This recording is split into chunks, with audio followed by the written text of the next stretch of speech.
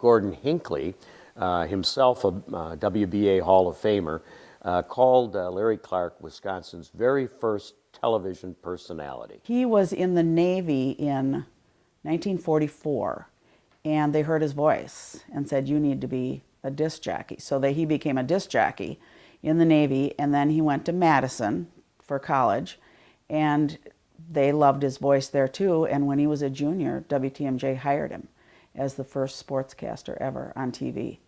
And he was on TV before he ever saw TV.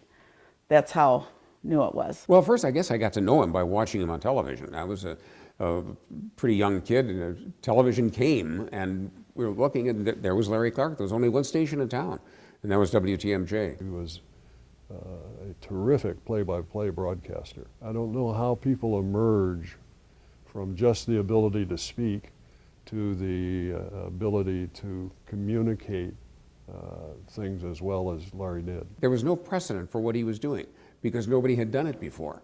So he didn't have Mike Douglas or Merv Griffin or Johnny Carson to emulate the way the rest of us did.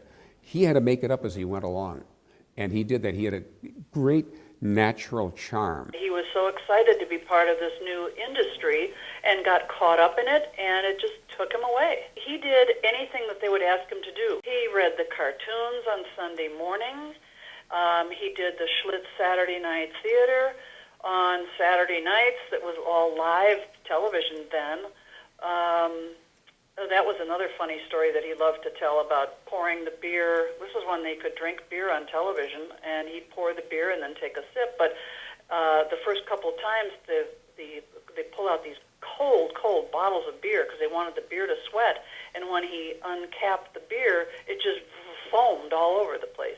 And he had to try to figure out how to deal with that. He and Lloyd Pettit used to do the game of the week for, I think it was the Big Ten, and they would travel around the Midwest. And one of them had a white Corvette and the other had a red Corvette, and they would take off. And there was one game that I remember Lloyd Pettit telling me about that he said he was talking, and all of a sudden he looked up at the scoreboard and he realized the score had changed.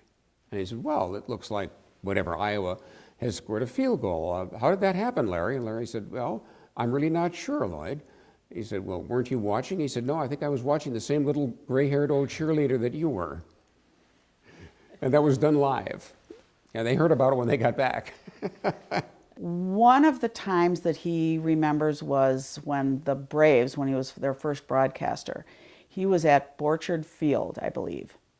And he had to stand on top of one of the dugouts to do his broadcasting because they didn't have a booth in those days. It was out in open air. I think it was especially fun for me because of when I went to work at WTMJ, and a lot of the people that I worked with knew Dad, and so, oh, are you Larry's daughter? Well, yeah, I am. Oh, he's just great. I mean, everybody had something nice to say about him, which, you know, as a daughter, you really feel very proud of the fact that here's your dad, you know, and everybody thought nicely of him, that he wasn't a jerk. Holidays, he was gone a lot for Thanksgiving because, of course, football games. And if the Packers weren't playing, we would have Thanksgiving on the normal day, but otherwise it was always the day after. And our family all knew that, and our grandparents and everybody would all come. That was just the way it was. He was just a dad.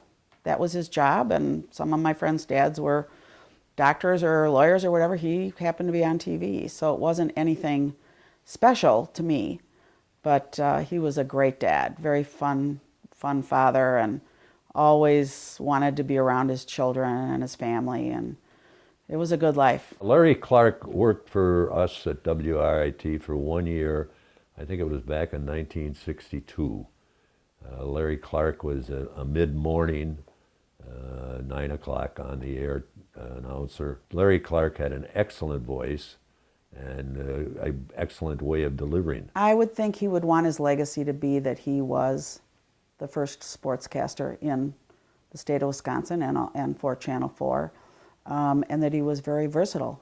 He could do any sport. He was very knowledgeable about sports. He could do any sport at any time and loved it.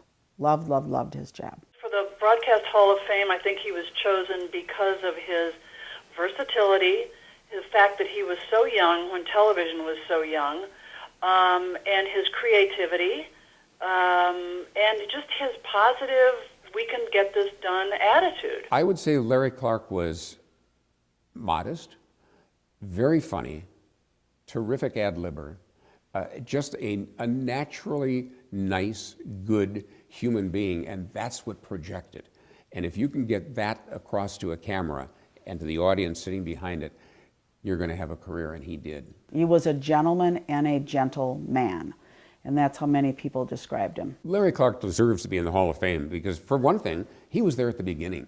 There was no precedent. Nobody had ever done this before Larry. He came in and created this whole genre of being the observer and having the witty thing to say, or to keep the show moving, or to broadcast play-by-play. The rest of us all learned from watching people like Larry.